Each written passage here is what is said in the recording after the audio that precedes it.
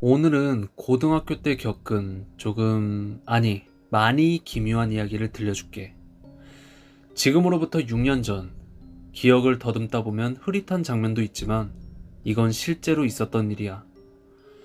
그 시절 난 예고에 다녔었고 남자보다 여자가 훨씬 많은 학교라서 우리처럼 남자 몇몇은 거의 마스코트 취급을 받았어. 솔직히 좀 우쭐하기도 했지. 여자애들이랑 어울려서 등하교 같이 하고 주말엔 시내 나가서 놀고 그땐 매일매일이 소풍이었던 것 같아. 그 무리 중에 유독 눈에 띄는 애가 있었는데 시우라고 정말 잘생기고 묘하게 사람을 끌어당기는 애였어. 시우는 조속과였는데 실력도 워낙 좋아서 교수님들이 유독 예뻐했지. 근데 얘가 중학교 2학년 때부터 만나던 여자친구가 있었더라고.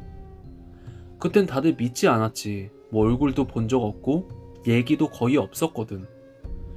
그러다 어느 날 진짜로 시우의 여자친구인 유미를 보게 됐는데 나는 말문이 막혔어.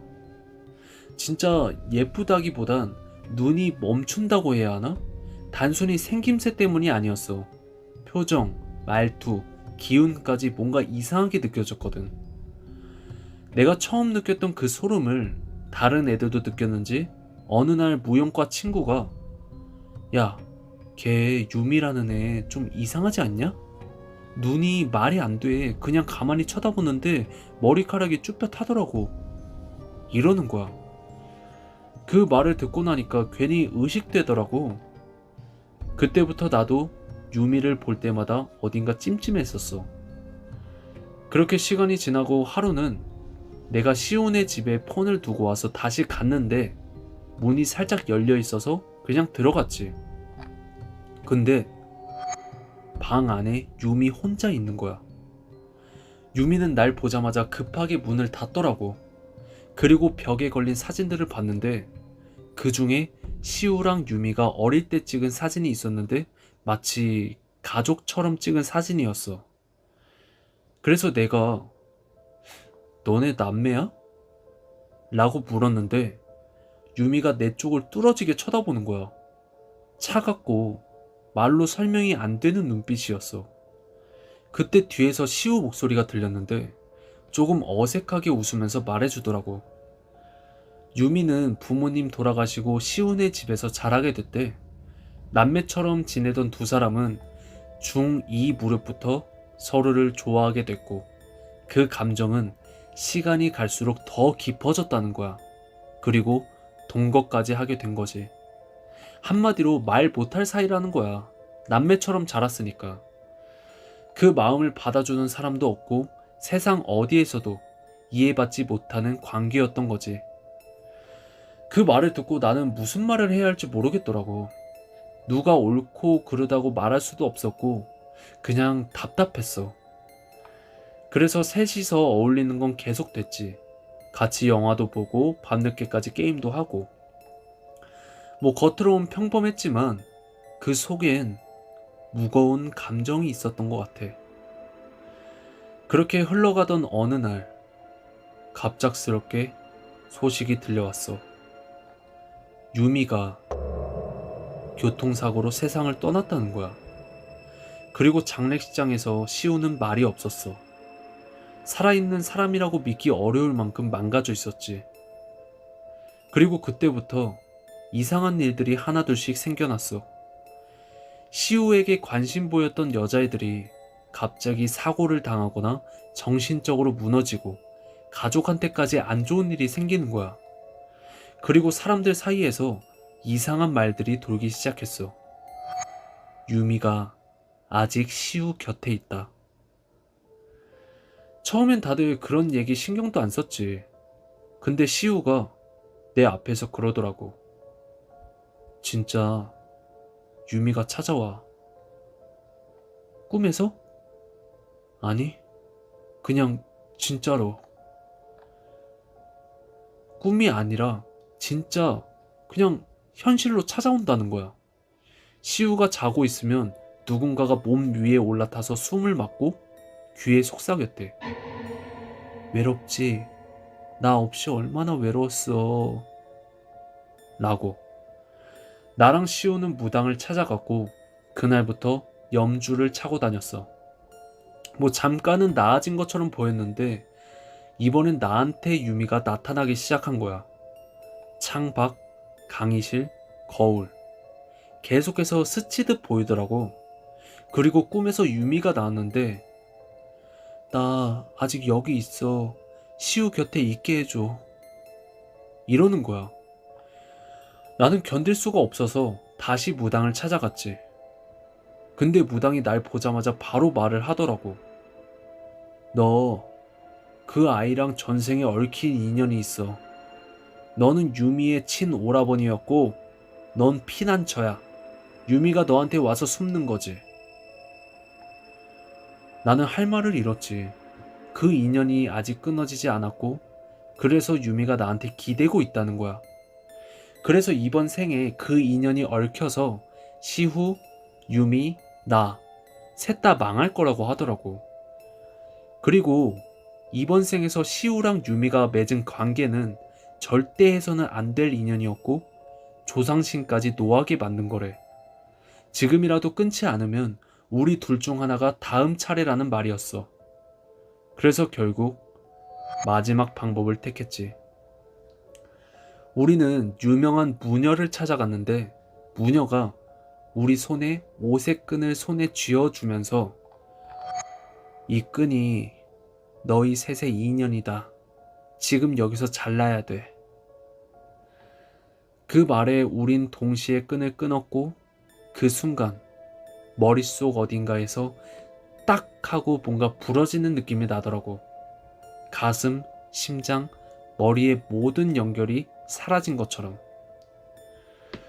그 뒤로 유미는 더 이상 나타나지 않았고 시우랑 나는 겨우 일상으로 돌아왔지. 그리고 시우랑은 자연스럽게 연락이 끊어졌어.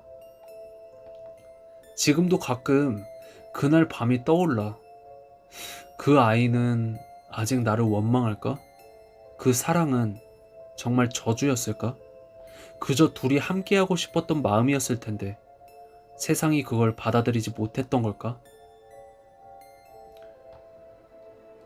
오늘 이야기는 여기까지야. 사랑이 죄가 되어버린 사람들, 그 마음은 어디로 가야 할까? 그저 가슴 아픈 사랑이었던 것 같아. 혹시 지금도 누군가를 사랑하면서 남몰래 울고 있는 사람이 있다면 이 이야기가 조금은 위로가 되길 바랄게.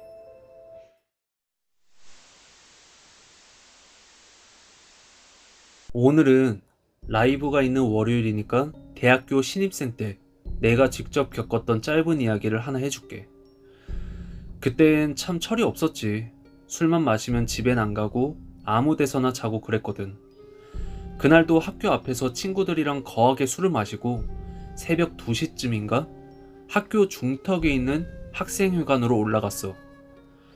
거긴 그냥 학교라기보단 그냥 산이라고 보면 돼. 같이 마시던 애들은 다 기숙사나 고시원에 살아서 나 혼자 학관 제일 꼭대기층에 있는 동아리방에서 자기로 했거든. 내가 속한 동아리는 음악 동아리였는데 아무래도 소리나는 활동이라 학관 제일 구석에 그늘지고 사람이 안 오는 으슥한 데에 있었어. 그때가 여름이었는데 거기가 좀 선선해서 술 마신 뒤에 눈 붙이기 진짜 괜찮았거든. 그렇게 그날도 그 소파에 누워서 자려고 하는데 이상하게 잠이 안 오는 거야.